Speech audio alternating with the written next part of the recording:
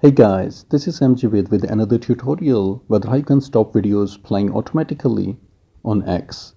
Well, when you use X, videos start playing automatically without you even trying to play them, which is annoying, especially when you are in a quiet place. So to stop them, open the X app, and when you scroll down,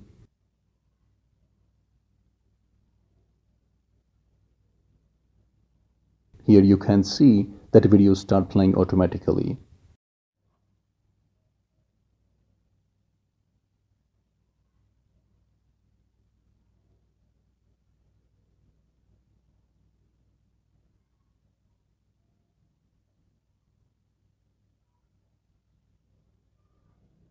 And to stop them, go to settings under your profile icon,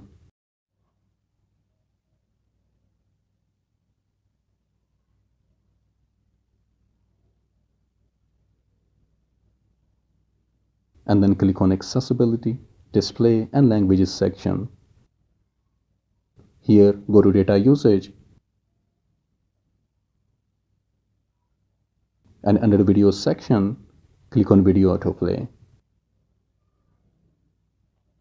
and then select Never. And then go back to your home page feed, and here you can see that no video is playing automatically anymore.